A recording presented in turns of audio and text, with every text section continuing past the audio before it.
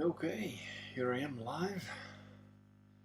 Supposedly, 3 loyal subscribers are gonna appear, I'm told, on a random Sunday at 2 in the morning for me.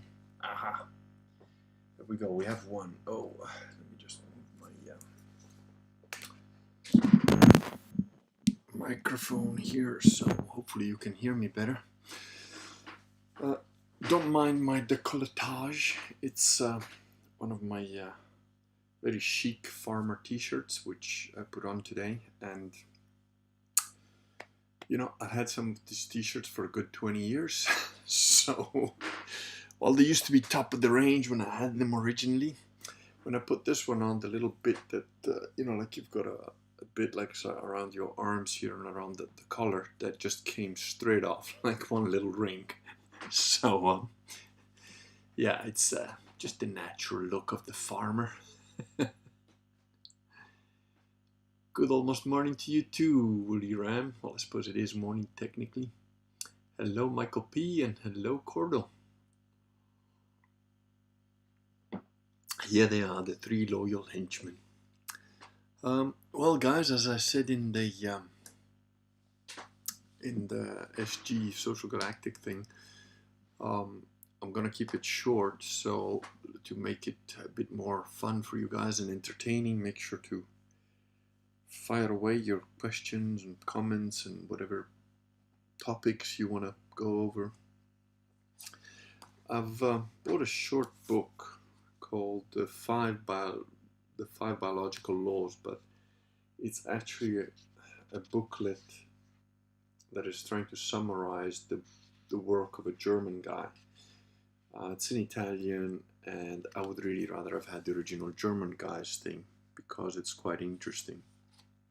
I don't know if it's good, worthwhile or not, but despite the fact that I glaze over when it comes to talking about diet, health, and, you know, medicine and stuff like that, I'm just like, there's so much nonsense and lies. I can't really, I don't know what to believe, you know. It's like, it's too much hassle for me to look into, and I've never been particularly good at taking care of myself. I mean, I'm good at healing, like, broken bones and cuts and things like that, but I'm not too concerned with it. But I do need to take a look because, you know, that back injury I had a while back, and my left knee and my back, when I was lifting this little heavy stove. Hello, Sam. Hail Kurganovic. Very good.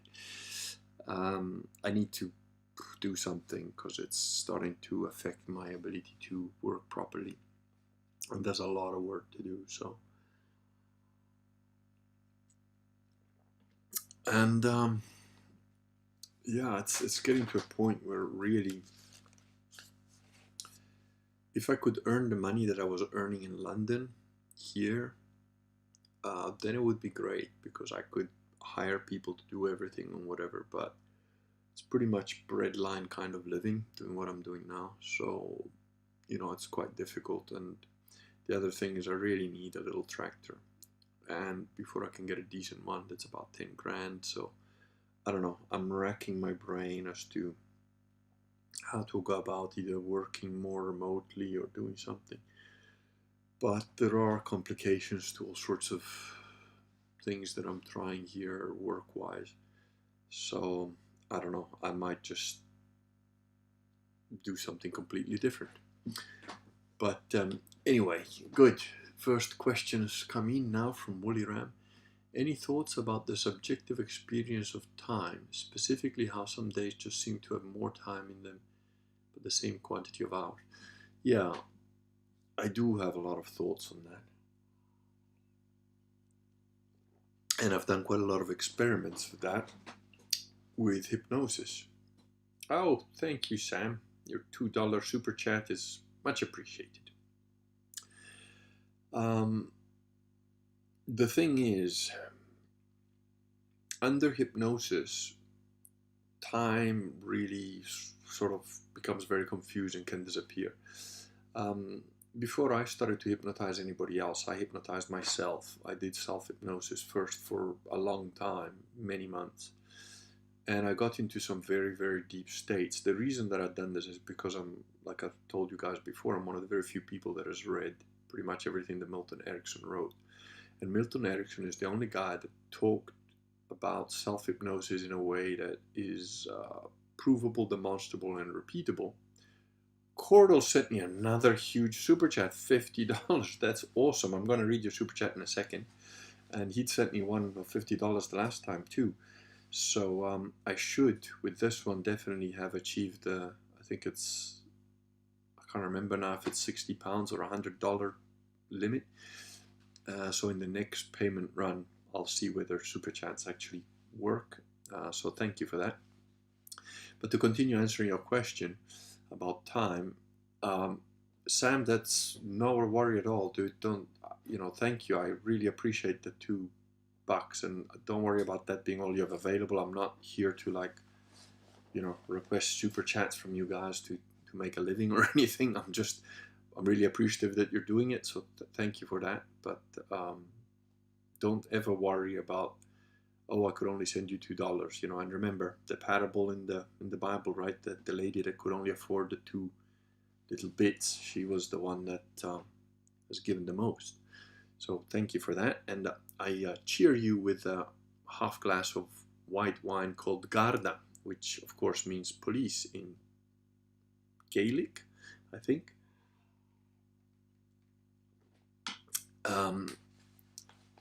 And anyway, where was that time? Right. So I learned to physically write down in a book the time before I self-hypnotized, because I ended up being able to go into these like hypnotic trances that lasted for hours. But when I came out, I was like, the first time I did it, I hadn't written it down, and I was like, what the hell is wrong with the weather? It was like sunny when I started this, it was in the afternoon. Now it's like dusk. Like, what the hell happened? Is it like clouds? And then I started writing down the time, and I realized I could be in a hypnotic trance for like up to 4 hours or more, 4.5 hours or so. And to me, it felt like 20 minutes. Very restorative, very something I can't do now because I've got a lot of kids running around screaming and whatever. Yes, God bless Cordell Mitchell. He's an awesome, awesome dude. So definitely the dilation of time can be experienced by hypnosis. And the counter too. You can do hypnotic states, and people have done this, they're repeatable, where you can make a guy experience 1 minute as though it's like an hour, and you can make another guy experience a couple of hours as if it's like 10 minutes. And I have done this with subjects. That wasn't necessarily the intention of the trance, but I remember one lady who had a lot of issues. She was very overweight, obese, I would say, had been abused as a kid. She had a lot of issues. And I did a hypnosis session with her that lasted about 2 hours. And before we started, I said, look, you might need to hydrate because this could take a while. I don't know, there's a lot of stuff we need to look at. And so we had a glass of water there, and we had a bottle of water. So she drank half a glass, and then she filled it up and said, oh, just in case I need it later. And so I put her under. She had a session that was about 2.5 hours. She came out of it, and and like when I woke her up, she was sort of like in such a deep trance that I really had to sort of say, okay, like, you're now 3, 2, 1, you're back in the room. And she like looked at me and goes, oh, okay, so that's very interesting. So we're gonna start now. I'm like, remember that I told you what the time was before we started? She goes, yeah. It was like 6 o'clock. Yeah, look at your watch now. She's like, what? But we didn't do it. You didn't do it. I said, yeah, you were in a trance for 2.5 hours. You were talking back to me. You were answering questions. But the point is that because the trauma that she had undergone was so severe, your conscious brain protects you from that stuff. So she didn't remember any of it. And for her, like, no time had passed. So yes, time can be subjective in that way. But Milton Erickson talked about an experiment that very few people know about, and it's very difficult to describe. In order to understand what he did in that experiment, you really need to understand hypnosis really well, and me telling you about it isn't going to help much. But basically what he did over a period of about 20 years, he tried to hypnotize people to try and have them see or perceive like a painting or a frame or something like that above their heads. And he did this for like 20 years. And his conclusion at the end of that 20 years of experimenting, which he recorded, he recorded the experiment and so on, his conclusion is about a page long. And if you don't understand hypnosis, what he's trying to tell you in that page doesn't make any sense to you. And Milton Erickson is, in my opinion, was the most brilliant hypnotist, because he did this in a number of ways. He wrote things in a way that if you didn't understand hypnosis and if you weren't ethical about it, he put things in such a way that you wouldn't be able to understand what he was really telling you. It was quite very intelligent man. He was quite wanted to safeguard the ability to hypnotize, because it is potentially dangerous, and even if the hypnotist doesn't necessarily have an evil intention or a bad intention. Jilly Bear sent me $25. Thank you, Jilly Bear. And that's no, it's guys, please. I'm feeling embarrassed here. It's a pleasure to see you, Jilly Bear. It's been a long time. I actually met Jilly Bear when I was in the States. So thank you very much for that. I'll read your super chats and answer whatever questions you've got for sure. Just bear with me a second, because Wooly Ram asked quite a powerful one. So anyway, the final thing in Milton Erickson's 20-year experiment is that essentially he proved to his satisfaction and mine, and then I experimented with similar things and satisfied myself that what he discovered is true. The state of being in a hypnotic trance does alter reality on some level. On some physical, real, measurable level, it does alter reality. But it's a little bit like miracles, let's say. Like, I believe in miracles. I believed in miracles even when I wasn't a Christian, because I've had some weird experiences happen to me that I can't explain any other way. So I believe very strange things can happen. And I believe there is a science behind it, just like there is a science behind proper prayer. But it's not always necessarily repeatable in the way that classical science, it's like you've got to have the 25 degrees room temperature and you have to have the same volume of. It doesn't work that way. It is repeatable, but the results of each experiment are a little bit fuzzy. So one example that I can give you that is concrete. When I hypnotized myself, when I did self-hypnosis in those deep trances, I would screw up electronic equipment. My phones would stop working. I had to change 3 phones in about a week, because I was doing this deep trances repeatedly and intensively. And the phones would just stop working. I'd go into the trance, and if I left the phone, within a couple of meters of me, it would just conk out. It would switch off, not work. It was really weird. We might have a guy that we have to ban. Hi everyone, I like gloves. What gloves do you have at home? Sam, be silent or I'll ban you, because you're kind of acting weird. So it had a real effect on electronic equipment, and I'm not the only guy that this has happened to or with. Other people that have done these sort of experiments have had similar experiences. And I learned to just keep my phone at several meters away from me, or preferably in a different room from when I was doing the trance. And it didn't matter where I was. I've done self-hypnosis under a tree in a forest. I've done it on my bed, in my house. I was living by myself at the time, so I had a lot of time to be able to do these things. So time is different, and I believe actually changes. For example, I've had several experiences in my life that are, sort of life and death stuff that happened. A car accident, people trying to stab me, serious shit. And in those moments, and I know that this happens to other people, I'm not the only one that it happens to, but for me, everything just goes into slow motion. I actually have plenty of time to think, and it's like, oh, this is happening, okay, and I've got to move this way, otherwise that is gonna like take me out, and then I've got to do this, and it's like everything is in complete slow motion.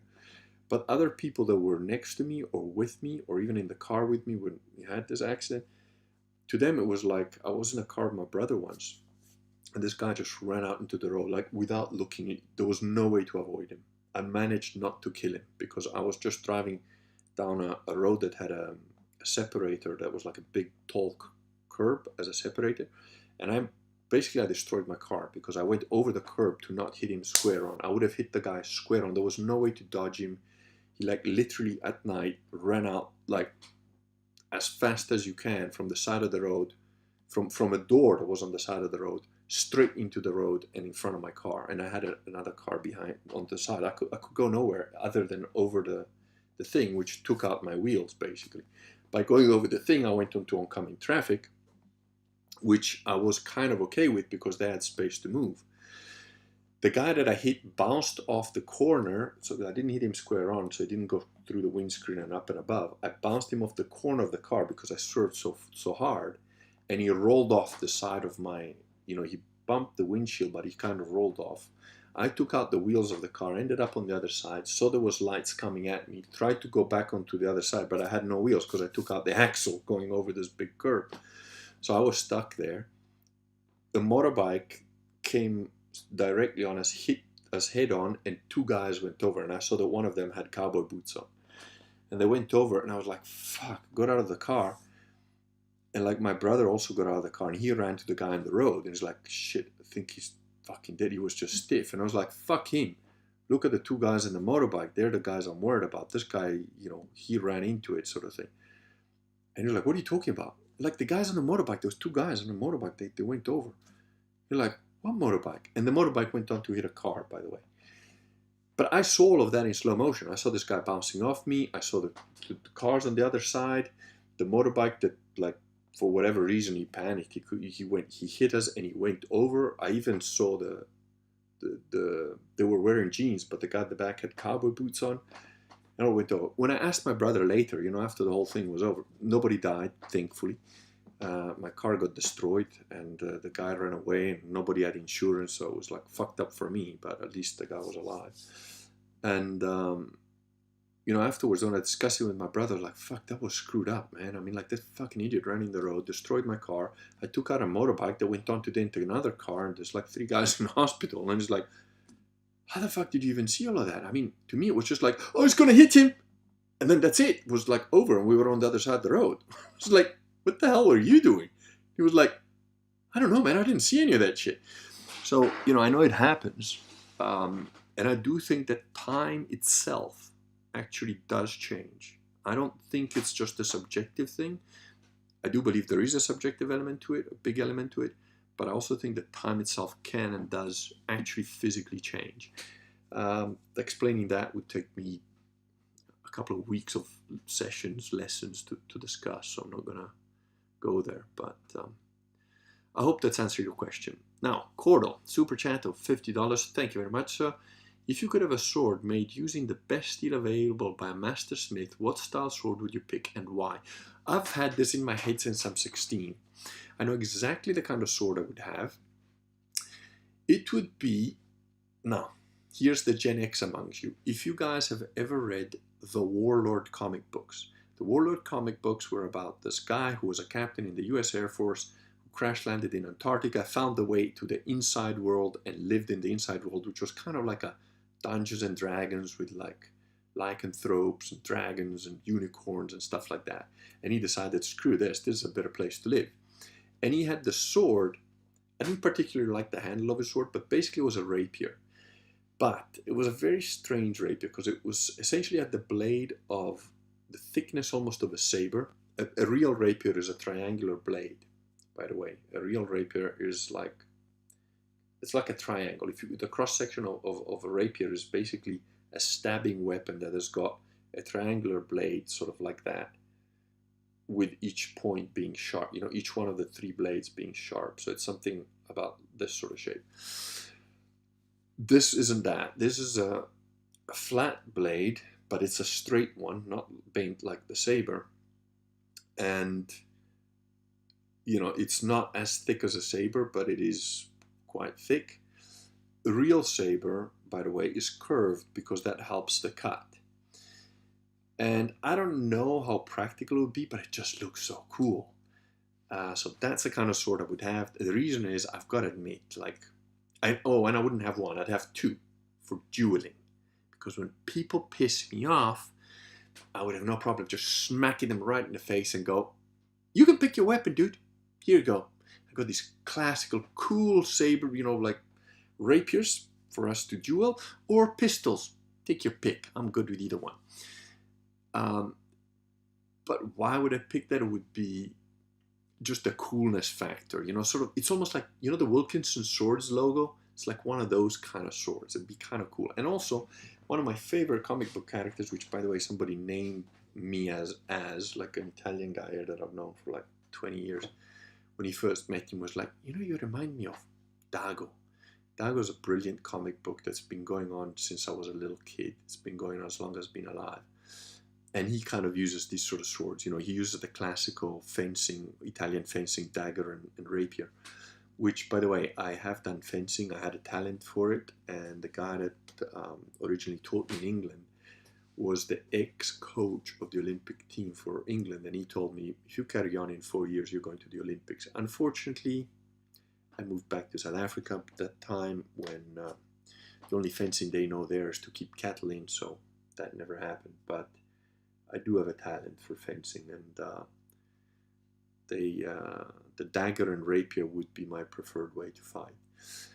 Of course, another, you know, perhaps more practical alternative would be an actual samurai sword, a proper tachi. Tachi is the long sword, which is a bit longer than the katana. I'm a big guy, so I would have that.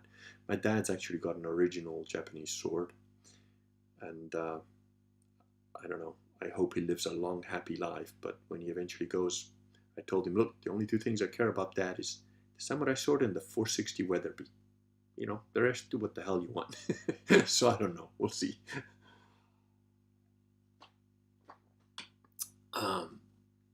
Jilly Bear, thank you for your $25. Very much appreciated. It's not much, but here's to the beginning of a little tractor fund. God bless you and your family. Thank you so much. I really, really appreciate that. It's been a long time. I had a lot of health issues in the last year, I remember, yes. And finally underwent a major lower spine surgery at the end of January 2023. Lots of ups and downs in recovery. I'm sorry to hear that. I will definitely send a few prayers up, a few Hail Marys and Paternosters, I think. And I am generally going to do that. I remember that you had some issues. I hope that your husband and yourself are, despite these issues, sort of, you know, managing to be as happy and healthy as you can, because that's all we can do, really, you know. I've had a couple of health issues myself over the last 2 years, so I, not as serious as that, but I think I can relate. What's left says, related to transurfing, yes. There is definitely, transurfing has some elements of it, but also related to the ether, scalar energy, and so on. Looks like Sam Coker has behaved himself, so okay, you can carry on talking as long as you're not really weird. Sam Webb says, we enjoy the streams a lot. We can each contribute a little and be glad to know it helps with the farm and homestead. Yeah, no, thank you guys, I appreciate that. Here's Sam Coker about his weird gloves. What gloves you have at home? I don't know, my gloves got lost. I came here with a pair of winter gloves, really good ones, and we can't find them. I don't know what the hell's going on. I know I had them because definitely pictures of them, but I have no idea. But we've got a lot of crap in this house we need to get rid of, so who knows. And my wife keeps packing and repacking clothes of the kids, ours, and I've just given up. If I can just get my study in order, I'd be happy, and it's not, as you can tell. AE, hello sir, haven't seen you in a while. Good evening, Kurgan. It's been a long time since I caught a live. All the best to you. Thank you very much, sir. Gabriel Garcia Moreno, who's been quite a good contributor at the blog. Have you considered starting an apiary? Well, no, because I have a guy who does that. He brings in beehives, and we're going to extend that. We're going to make it a bigger thing for him, and he gives me honey. He just plonks his bees there, does everything himself. I don't have to do much. He even clears the area a bit, but I'm going to give him a bigger area. I'm going to try and clear more of the area where the road collapsed. And I'm trying to get this guy next door who's got a big tractor to come and help me clear that whole area and do a canal so that it waters the little river that's on the edge of my property, which is a seasonal stream. We hope to do that. Yo Soy Bear says, when Pope Leo X de facto legalized usury at Lateran V, why didn't the canon on usury from the Council of Vienna get him removed from office as an infamous heretic? Been reading M. Hoffman's usury books. Because usury is bad, wrong, but it's of the world. It's not heresy. It's a human law. It's a human rule. It's got nothing to do with divine concept or divine dogma. So you can have a bad pope. I mean, we've had gay popes. We've had popes that had orgies. We had popes that were all about the money, power, and so on.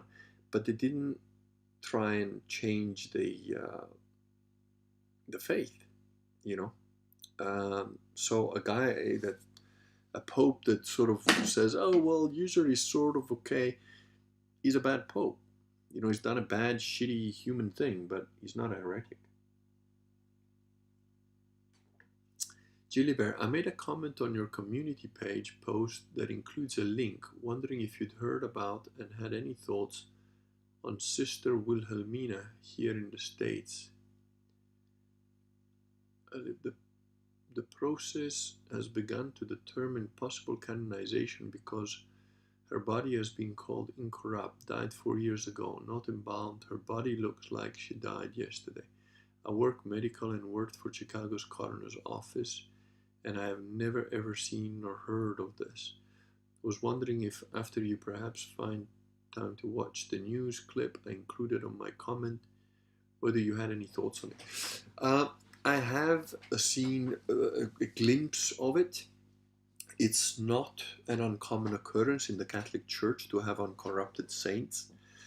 I have never physically seen one myself, although just like the Shroud of Turin, which I've wanted to go and see since I was a kid, but it was always closed, it was never available. I haven't seen one of these incorrupted bodies myself, and I would like to. I have absolutely no problem believing that they are incorrupt, and I don't necessarily need to see one to have any further thoughts on it. I'm sure if I did see one, I would probably have something more to say towards it. My personal opinion is that what the church says about it is true. That there are saints that whose body remains incorruptible because of God's way of showing us, hey, this was a saint. So that's really it. I it's a bit sort of like the Trinity thing. Well, the Trinity is in the Bible for anybody that's ever read it. It's very clearly there in John. And I just accept what the church says about it. I don't have a problem with it at all. I don't struggle with the concept of incorruptible bodies. I suppose if you work in the medical field, that may have more of an impact on you, but I would suggest that that's because it fractures your cognitive dissonance, because we all have cognitive dissonance about a variety of topics, but a big one is, it's like when I first had my road to Damascus moment, my cognitive dissonance was completely shattered, and I was like, oh, I was just wrong about the whole thing, not just a little bit, but about how the whole world works and reality and how it functions. Oh, wow, it's quite an eye-opener. So you work as a doctor or a nurse or in the medical field, and you sort of think you know something about bodies and death and decomposition, and then, well, there you go. This is a dead body that's been here for 4 years, and it looks like it was, died yesterday. And it's like, what? And it's a shock, because it's an undeniable way to prove to you that there's more to life than all your philosophy, Horatio, to misquote Shakespeare. Cordell says, do you think electromagnetic shielding would protect your electronics? Maybe the hypnotic state creates some form of radiation that damages electronics. That's an interesting question. But what do you mean by electromagnetic shielding? A Faraday cage? A Faraday cage inside a lead box? I don't know, because I haven't tested it. My personal opinion is that no, I don't think that any electromagnetic shielding that we have from a mechanistic point of view would work, because I think that what's happening in those hypnotic states goes beyond the mechanistic things that we have. A bit like, I don't know, to try and give you an analogy, it would be like, Jesus walked through walls and all sorts of things, and it would be like you saying, oh, do you think that lead shielding could prevent like Jesus from walking through a wall? No, it's a different order of thing. I don't have even the language to talk about it in any kind of detail, so I hope I've answered your question. Don't ask me to explain it at a physics level, because we don't have the physics to talk about it. So it's really difficult to sort of explain. Gabriel says, Sister Wilhelmina is a Missourian, correct? Missouri is my home state. Gilbert says, yes, rural area outside of KC, I'm guessing that stands for Kansas City, where the abbey was built. She was the foundress of the monastery. I see, I'm a St. Louis boy. Well, if one of you guys can go there and visit, and I don't know if it's allowed to take pictures or whatever, it would be great. I would love to hear your personal experience of it. Gilbert says, it seems to be renewing both Catholics and non-Catholics' faith that God really is active in our current world. By the end of the weekend, they said visitors will have reached over 20K. Yeah, God does this, especially in dark times. And, I know I'm a little bit biased. You might have picked up on this. But of course, unless you're a sedevacantist Catholic, you're not even a Christian as far as I'm concerned. So, and again, I generally say that to get a reaction from people and sift them, the idiots from the normal people. You guys are not of that kind, and I know that not necessarily all of you are Catholic, but I say that in all, jokes aside and rhetoric aside, just between us here in the chat, since there's 14 of you, oh wow, 2 more than the apostles.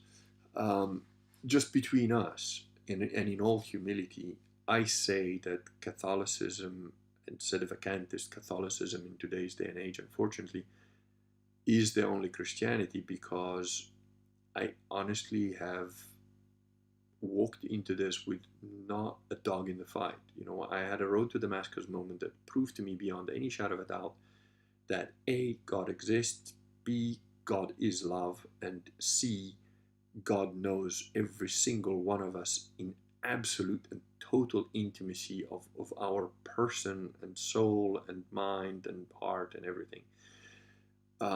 Which is why I was essentially a Zen agnostic. I mean, simple maths, biology, chemistry, and physics made it clear to me that the universe didn't happen by chance. It's just mathematically not viable.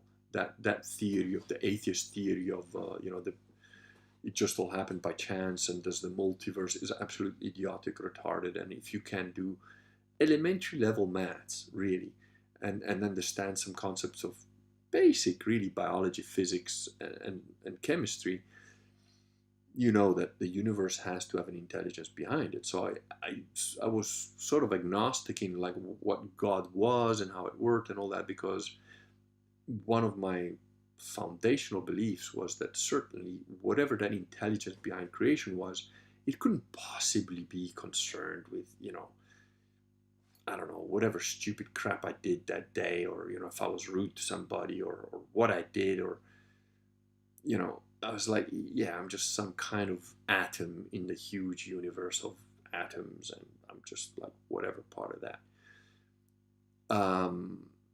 And then I had this experience that proved that was completely, totally wrong. And no, God knows you personally, individually, and completely, which, I appreciate why in the Bible it often states, and when angels or God says the first thing they feel is terror, is absolute fear. And I didn't feel that, but I understand it. I didn't feel that because I'm probably a bit dense, or very dense, because once you understand the magnitude of love and perfection that God is, by comparison, we are rat droppings deep in the lowest level of the lowest sewer of hell. We're scum. We're utter scum. The best among us is utter scum, and I'm nowhere near the best. So, sort of humbling that. But that's all I sort of knew. And then I realized, okay, well, what is this God? I want to know more. I want to find out more. I want to try and be the best that I can be for this God. And very quickly it was very clear, because I had read throughout my life all sorts of books on religion and mysticism and history, and I've literally read everything from Gurdjieff to the Bhagavad Gita to the Quran, all sorts of mysticism, the Kabbalah. I'd read pretty much all of it, except gone in any depth with Christianity, because it was obviously not the right one. And especially I lived in countries mostly that were exposed to Protestant Christianity, and that was even more absurd and idiotic and retarded. And anytime I met a so-called Christian that tried to argue with me, I'd put them in the corner within 30 seconds flat. They couldn't answer my questions. They had no logical explanation for a bunch of things I was asking them. They had no good theology, none. If I'd met my current priest, somebody that had his level of knowledge, then I might have converted 30 years ago, So it was just because I was met by the average retard. So I started looking into this, and I was like, okay, well, what about Christianity? Well, what kind of Christianity? Okay, well, how many Christianities? Oh, there's so many. There's the Baptist. No, okay, but wait a minute. Let's go from the beginning. What happened after Jesus came along? What that? Oh, okay, so there was popes, and there was St. Peter, St. Paul, and the apostles, and then Catholicism. Okay, so the popes there was just one religion. It was called Catholicism. It was Christianity. And then in, 1054, these three guys, they were sent by the Pope, excommunicated the Emperor of the East because they got pissed off at him. He got pissed off at them. They both excommunicated each other, but they had no authority to do it. Neither did he. The next Pope that came along tried to reconcile, but it was all a power trip for the Eastern guys. And then the Eastern guys backstabbed the Catholics for 3 crusades in a row, and then they complained like little bitches when the 4th crusade sacked Constantinople. All right. And then 500 years after that, along came this fat German that wanted to bang nuns and rape maids, and well, he got it right? No. Very quickly, logic, reason, which, by the way, Martin Luther said was the whore of the devil. And, you also need to remember that Martin Luther died from autoerotic asphyxiation, hanging himself from his bedpost. He's like your Pope? Okay, guys. So no, Protestantism was definitely out, split into 40,000 denominations, and then I started to read a bit of the Bible here and there, and guess what? It doesn't make any sense, Protestantism, so that was out. So that left me 3 options: the Copts, the Orthodox, and the Catholics, which potentially at least could all claim to have been there from the beginning. The Orthodox took me a while to get rid of them, because I had a lot of Russian Orthodox friends. I liked their sort of practical attitude towards it. And I was quite ignorant of Catholicism, despite nominally having been born in a Catholic country. I was never baptized. I was left to my own devices in that regard. So, in studying this history of the church, it became quite clear that the so-called mysticism of the Orthodox is really an excuse for not thinking hard enough. And that's something that I've experienced throughout my life. I've always been accused of thinking too much, to which even as a young boy of 12 or 13 or 10 or 8 or 5, my answer silently when I was small was, nope, it's not me that thinks too much, it's you fucking retards that don't think enough. And then when I became a teenager, I said it out loud, and ever since then I've said it out loud. It's a common problem for people that have a relatively high IQ, which I only found, I found out in my mid-20s I did, but I never gave it any stock until much later in life. I didn't know about the IQ gap, for example, and so on. I never cared about it, so it wasn't like a thing for me to have a high IQ. I just assumed that a high IQ meant that like you could see or get to things quicker than other people, but surely if I explain it to them slowly, they'll get it, and no, they won't. Because there's a 30 IQ point gap, and there's a 30 IQ point gap between me and smart people, so the average guy, but the average guy doesn't bug me, because the average guy, I can talk at his level, he talks on my level, we get on. The 120 IQ guy, he thinks he's the smartest guy in the room, and to me, he's basically a monkey, so... and I started realizing that what the Orthodox put down to mysteries were in fact things that could be reasoned out, as Thomas Aquinas did, as St. Augustine did, and as various doctors of the church did. And then Catholicism made more and more and more sense. There was only one problem.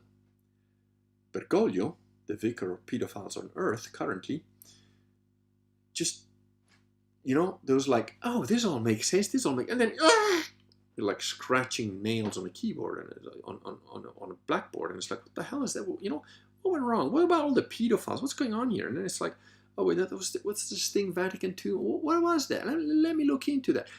And then I bought myself the Code of Canon Law, and I read it. It's right there, that big fat book over there. Oh, it's behind me. Okay, you can't see it there. Anyway, I've shown it before. It's a thick thing. I just bought that. I was like, and it took me a while to find it, because I was like, but listen, what's the Canon Law today? And people online, even people from like the Novus Ordo Watch that were like, oh, but that's just Canon Law. I'm like, but dude, but that's the origin. Can I get? And I went on Amazon eventually. Oh, they've got one. Bought it, read it cover to cover. Came across Canon 188, Part 4, and I was like, well, wait a minute.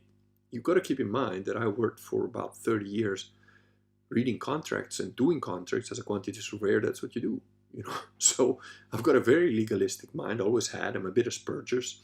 I can do maths real well. I'm now reading a legal document that is Roman law, which is brilliant. It's pristine, it's clean, it's perfect.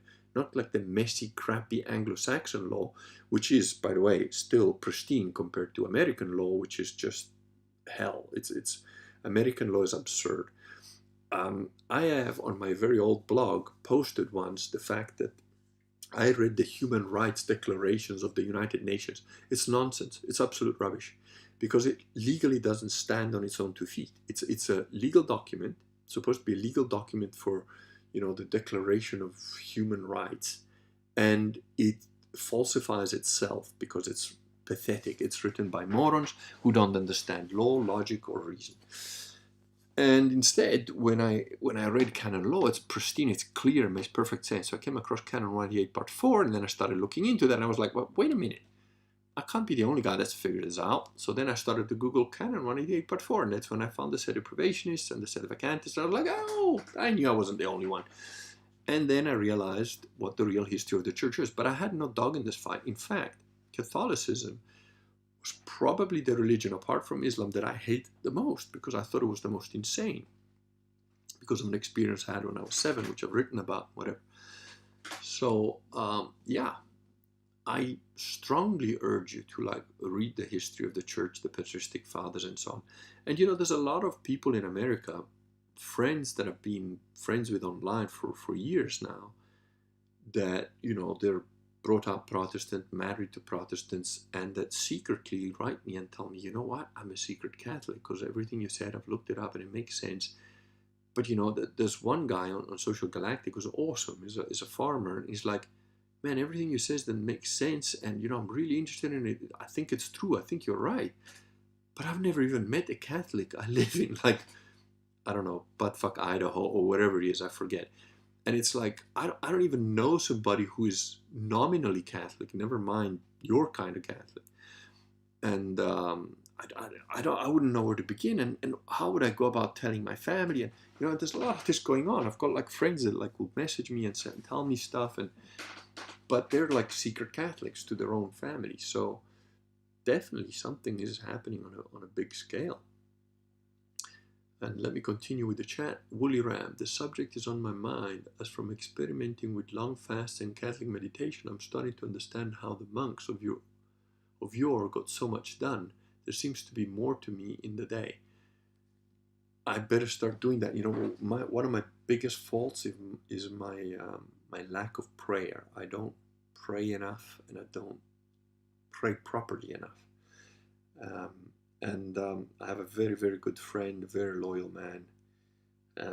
He knows who he is. If he's in the chat, he probably isn't in the chat now because he's working, but most loyal guy I've ever met. And he tells me that, you know, he's got quite a few issues or whatever, and he tells me that, he says, you know, I pray all the time because I'm not good at doing so many things. You're good at doing just about everything, so that's why you don't pray. That's the problem with people like you. You know, people that are effective, efficient, and that are capable. That's the problem. They forget to pray to God. And it's like, he's right, you know. And I don't say that as a humble brag. It's not in any way humble brag. It's a deficiency. It's a weakness that I have, that I am trying to correct badly, inefficiently.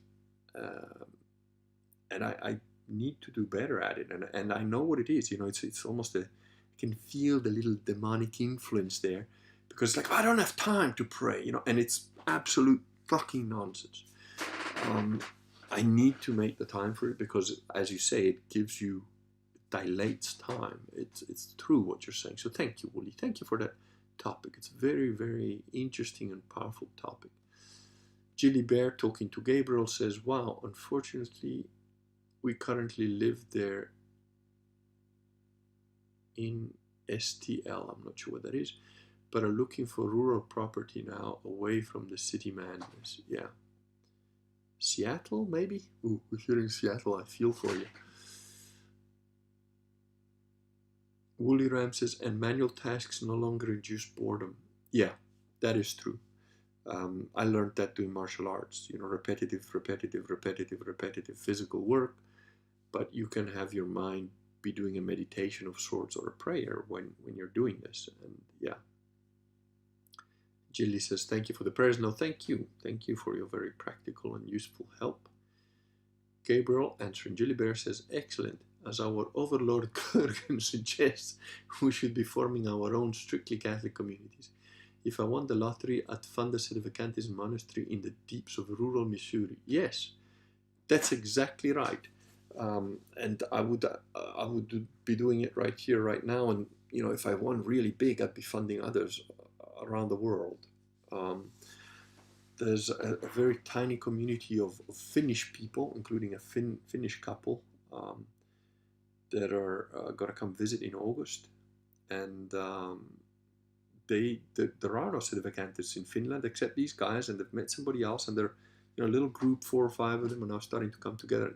That's how the church was formed originally. So don't be scared of this. Judy Bear's sister Wilhelmina is now inside the sanctuary of the abbey. She will be encased in glass. Yeah, they tend to do that. Ali Mellon says, how can you logically prove good evil? Is it not subjective? Good things for someone can often be bad things for others. No, it's not subjective at all. It's objective. Do you think that raping a little kid to death can be good for anybody, anywhere? No. Now, God can make a very evil thing that took place still result in a positive for other people. For example, Jesus was nailed to a cross, killed and tortured, and it's horrible. It's a horrible thing what happened to him. But God turned that into, as long as you believe in Jesus and follow his will, you're saved. So a horrific event can be made into something good for other people. But that doesn't mean that crucifying Jesus was a cool thing or good. It wasn't.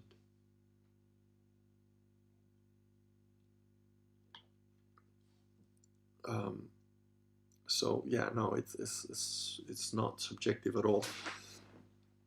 And if you don't believe in God, and if you don't have a God, and if you think about it hard enough, long enough, then morality doesn't exist. Atheists, Ted Bundy, who was professed to be an atheist, and this is in my little book, Believe, there's a quote by Ted Bundy in there that says, well, I don't believe in God, so why the hell shouldn't I torture people to death for fun? There's no difference between a human life and a cockroach. And if that's what makes me feel good, or I enjoy doing that, why not? That's logical. If you're an atheist, that is logical. So, Julie Bear says that the news clip shows her body. Yes, but I don't trust anything I can't see and touch with my own eyes anymore, because deep fakes, AI, I have seen, I'm talking about 10 years ago already. I have a friend I used to train with who's now in LA, and he works in film. He's a top guy in the film industry in terms of special effects. He heads teams of people in films like Iron Man and whatever. And he did the cover of one of my books. And he showed me in real time, one click can make, and it was the picture of a naked woman, because he was looking for the references for the cover of the book, which had to have a woman in a sort of a spacesuit. And he says, oh no, we start from first principles.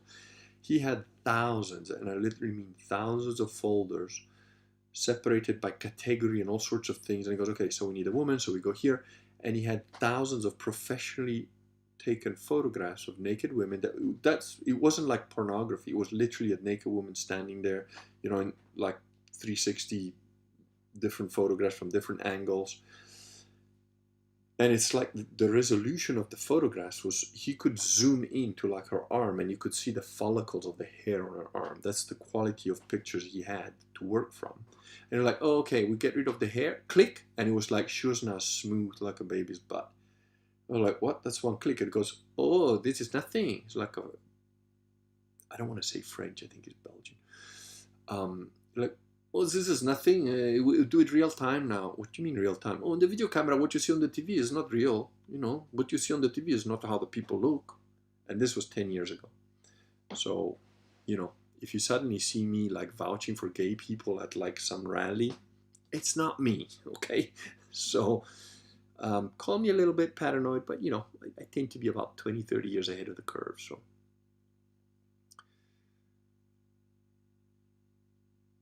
And Julie Bear says, agreed with your statement about how I have originally viewed the situation with Sister Wilhelmina. Yeah, I mean, some things you just accept or don't, really. Merck says, good morning. I remember you talked about guys who were technically the equivalent of Sede spies, ninjas, who were tasked with infiltrating anti-Catholic groups. Who are they? Or am I misremembering? No, you're misremembering. What I talked about was the Sodalitium guys before the Second World War. There was a guy called Bonigni, which is not the current Bonigni, which is scumbag, fake priest, bishop or whatever. It was the original priest called Bonigni, and I think he was a priest or maybe a bishop, I don't remember. He is actually a distant relation to Bonigni, the actor, the guy who did La Vita è Bella, Life is Beautiful. Pretty grim film, in my opinion. But Bonigni had got like a bunch of sort of secret proper Catholic priests and laymen to start investigating the infiltrators of the church, which were Freemasons and so on, including like opening their letters and doing, technically illegal, even bad stuff from a Catholic point of view, because they were invading privacy and trying to follow these guys and find out what they were doing.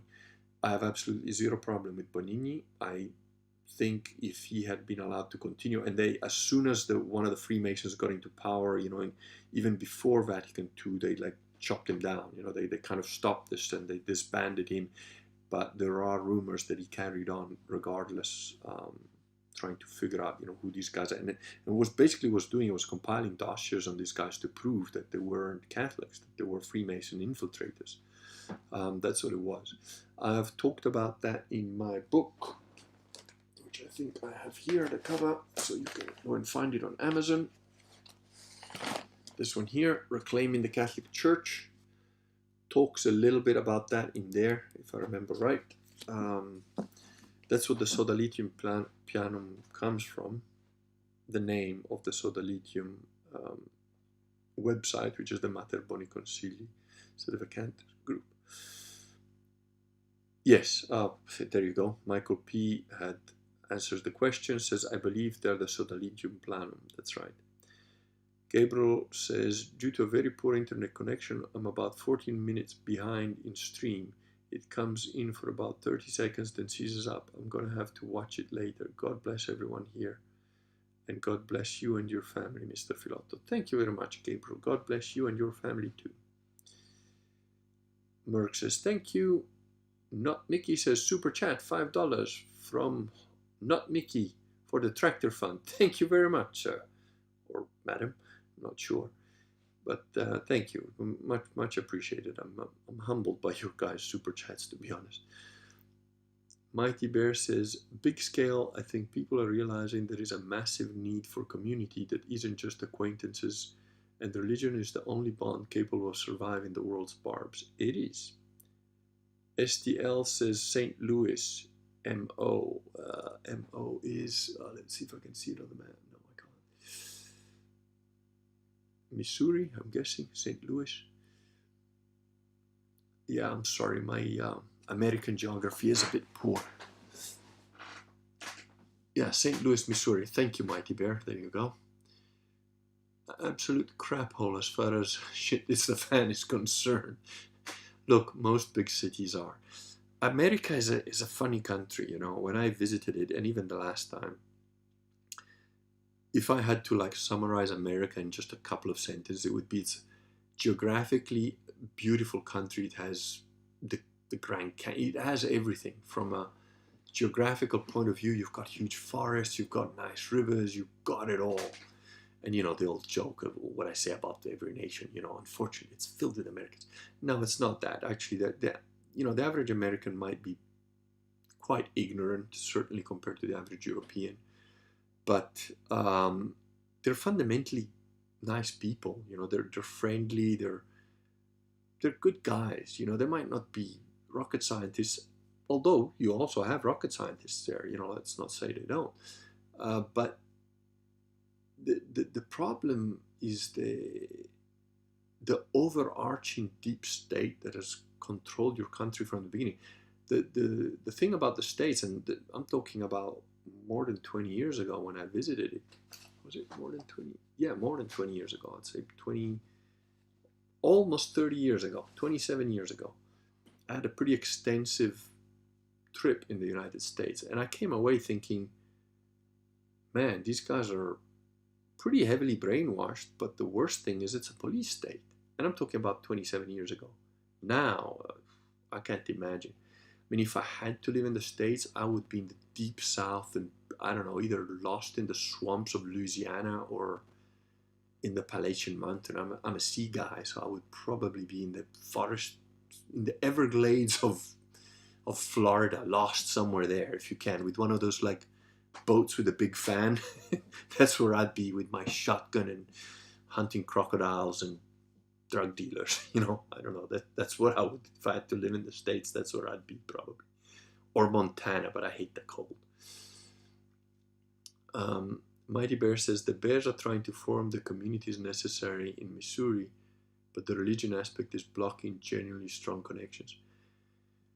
Dude, I appreciate that your name is Mighty Bear, and I know that the Bears as a group certainly tended to be generally nice people. You know, I've got nothing against the Bears as such, but their so-called famous leader there is, I think, is completely lost his shit. I think that guy's gone off the deep end. And I don't know, you know, there are people saying it was because he ate like some, I don't know, some edible pot or whatever on like some guy's show, and that like fucking fucked him up for life. But that guy had serious problems before that, I think. And I think he scammed a lot of people out of a lot of money. I don't think he's genuine. I don't think he's honest. He fooled me too for a brief period of time. He's a flat earther, and that's retarded because, I'm sorry, but I've been doing, you know, liking and doing and understanding astronomy since I was a little kid. And honestly, if you think the earth is flat, you're a moron. You literally are too stupid to like even use the internet to educate yourself. So there is no hope for people like that as far as I'm concerned.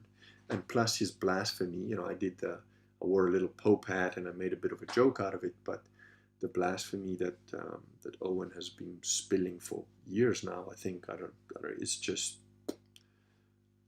the guy is a non-entity as far as I'm concerned. I agree that the Bears are decent people, but until a community gets a real religion, and by real I mean at least solidly based. Now, the Muslims have got strong communities. I don't believe that Islam is a true religion, in that I think it's a false religion. It's not the truth. But I do think it's a real religion, in that I believe it's demonically inspired. You know, satanic verses was, the guy got a jihad on his head or whatever, the guy who wrote it, Salman Rushdie, because it's accepted fact even in their supposedly holy books that you know, Muhammad had somebody, a spirit, talk to him in a cave, which is later recognized as being possibly a demon. You know, so it has a basis in a reality. I don't think it's a good reality. I don't think it's a correct one. You could say Shintoism is a real religion, and the Japanese samurai were strong believers of that. Now, as those of you that know, my relationship between reincarnation and Catholicism is a little bit complicated, in that I accept the church's position on it, but I also think that there is nothing intrinsically that violates reincarnation in Catholicism. It's just not relevant. It's a dangerous thing to delve into, a little bit like being an exorcist. You know, in theory, in order to be an exorcist, you have to have achieved the rank of exorcist, been trained to do that, and have the authority from the local bishop to go and do an exorcism. But in reality,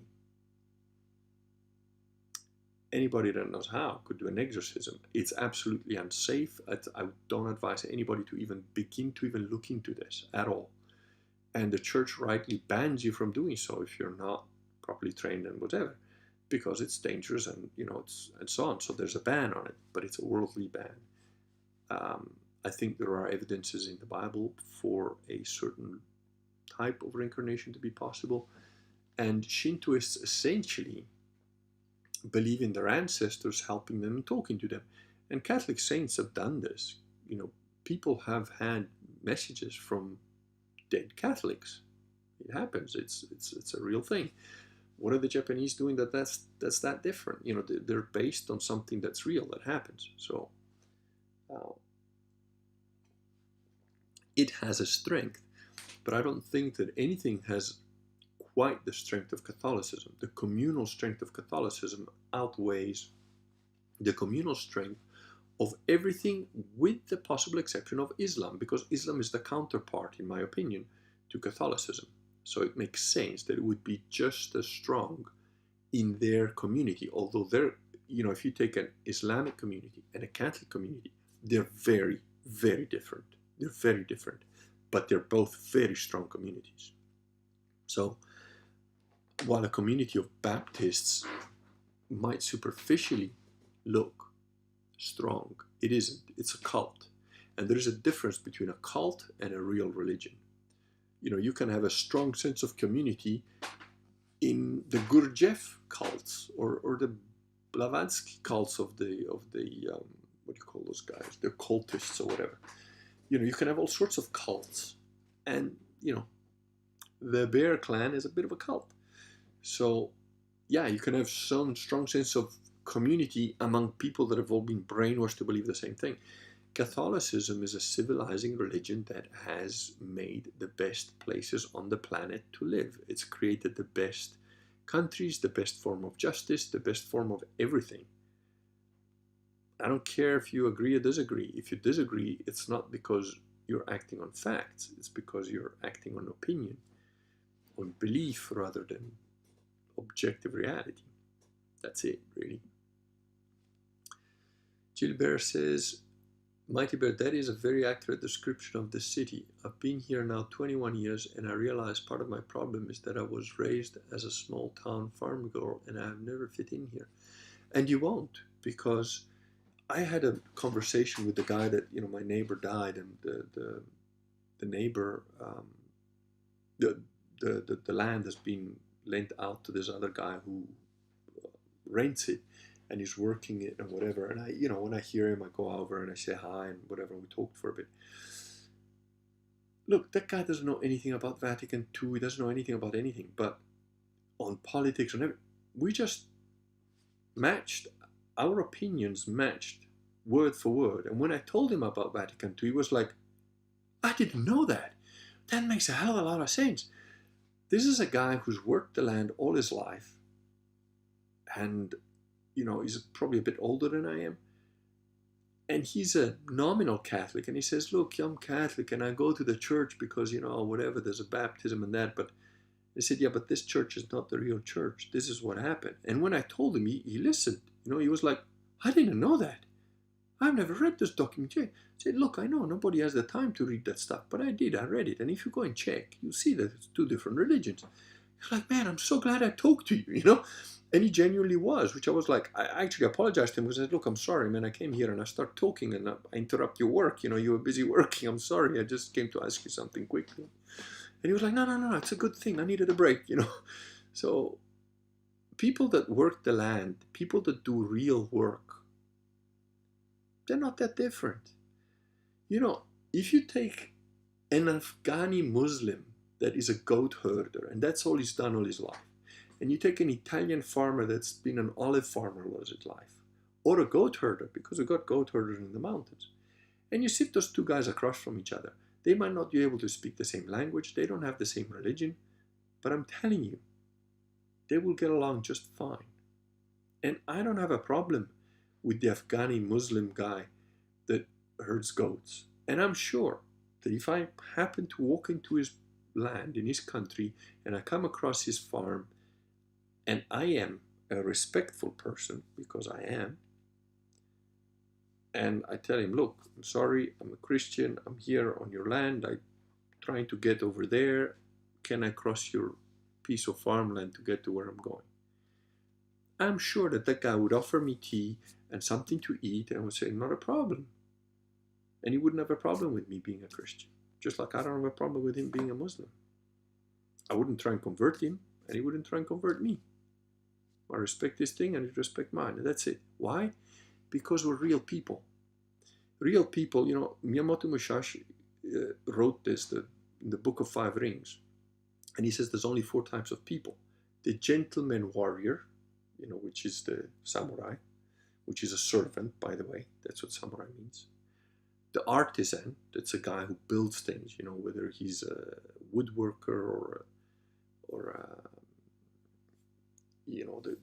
a guy who builds stuff, an engineer or an artist. The farmer, who checks the weather and plants things, and he lists them as last, and they are. And the merchant, whose only motive is profit, and that's all they seek in life. 3 of these guys are human beings. The 4th one is a parasite. That's my opinion, and that's how I see it.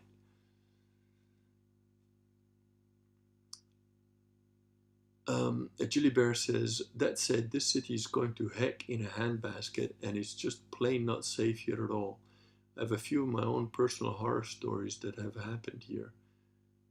We want out ASAP. I pray you get out of there very, very quickly and soon. Wooly Ram says, have you ever heard a priest make a parallel between the curse of Cain and the fate of the Jewish nation? I think that's... I could be wrong. I would have to ask a priest in detail, but I think that is, and I could be completely wrong, but I think that is a generally accepted dogma, but I could be completely wrong. Mighty Bear says, I feel for you, Jelly Bear. We are in South Missouri, and St. Louis is a no-go zone for my family. Ali Malin says, good and bad can only be proven with emotions and subjective rationale. Logically, it's impossible to prove good or bad. Society or religion uses morality as a mass brainwash to protect themselves due to their fear of other human causing harm to them. No, you're stupid. You're using an atheist argument which is retarded. Don't try and push that point here anymore. You're done. You're an atheist. If you're interested in educating yourself at all, get my little book, which is, short enough that even an atheist can read it. There you go. It's called Believe. It's got a section just for you in there. And it shows you the error of your ways because your logic is flawed, faulty, and dead. Dead wrong. And if I can have you in a soundproof room for about 2 minutes, about 30 seconds in, you're going to believe in God. And you don't right now, only because you're too stupid to think properly. Don't worry, I've been an atheist. It can happen to the best of us, but you're dead wrong. Agent in the Sun says, hey guys, hello sir. Woolly Ram, I think you can see the effect of Islam on a nation by looking at the Persians, a beautiful people with ancient history, yoked to evil. Yeah, it's and it's quite degenerate. I actually posted in a very small Telegram subgroup, which you're in, Woolly, about this Belgian journalist who was in Morocco and he did all sorts of debauched things with Islamic women, including urinating on their face with a veil on and all sorts of sexual stuff. And then when he went back to Belgium, he posted it all their pictures doing this disgusting stuff. And it's like, what the hell, dude? Okay, I'm gonna have to ban the atheist here because he's retarded. Let's see. Morality is a survival tactic. Naturally, humans develop to control others. Blah, blah, blah. At the end of the day, everything boils down to life and death, neither of which can be seen as inherently good or bad. I'm not an atheist. I believe in God. No, you don't. You're stupid. And you certainly don't believe in any real God. You can only talk this crap if you are actually functionally an atheist. So don't tell me that you believe in God, because that also makes you a liar. Now, an atheist is just stupid, but a liar, that's intentional deception. Woolly Rams, Agent in the Sun says, my new friend is an ex-Muslim. She's cool. Yeah, I've got an ex-Muslim friend. They're very cool people. Alimela says, I won't comment anymore, just wanted to hear your thoughts. If it was simple to refute, you would have done it instead of resorting to emotional rhetoric. It's not emotional rhetoric. I have refuted it in 2 books, one of 98 pages for retards like yourself, one of 530 pages for people who actually have a bit more of a brain. Go buy them and read them. I don't owe you jack shit. And I'm not your dad. I don't have to educate you. You've got the whole internet at your fingertips and you can't understand the concept of morality and why morality can only come if there is an intelligence behind creation. Now you're saying that there is no such thing as good and evil, but like I said, 30 seconds in a soundproof room and you will suddenly believe in good and evil. Because if I have you in a soundproof room and I poke one of your eyes out while I decide to cut off your ear, you suddenly believe that that is an evil action, and you will believe it with every cell of your body. You will know that that's wrong and evil. So the fact that you haven't even thought that far ahead, that you haven't had enough life experience to understand that there's good and evil, even as an atheist, means you're extremely stupid. You're unimaginative and you haven't thought further than your nose. Even when I was an atheist, and I was an atheist for a time, I absolutely knew that there are certain things that are good and certain things that are not good. Raping a little child to death is evil and wrong. And plus, you say you believe in God. It's impossible for you to believe in God and think that there is no good and evil. Because God, by definition, defines what is good and evil. So you're a liar and an idiot.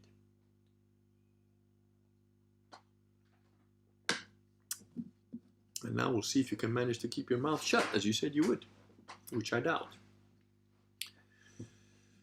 Anyway, my very short, brief live stream has now gone on for an hour and 15. I was going to try and make it 15 minutes, but I really enjoyed the questions. They were extremely, I really liked the questions, intelligent and engaging, and made me think too. So, and thank you all for the super chats, all the guys who sent some money. I really, very humbling. Thank you, especially Cordell, but also Sam, Jilly Bear, and not Mickey.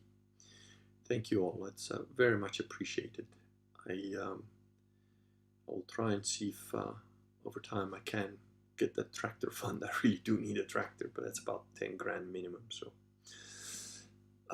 Mighty Bear says, thoughts on community communication, radios, ham, etc. Look, for a community to be real, it has to be close enough that you can walk to your friend's house. That's, or at least drive within 2 or 3 minutes.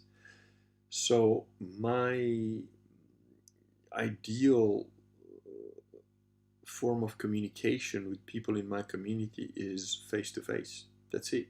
No phones, no electronics, no radio. Face-to-face. And even then, make sure you're away from other electronic things.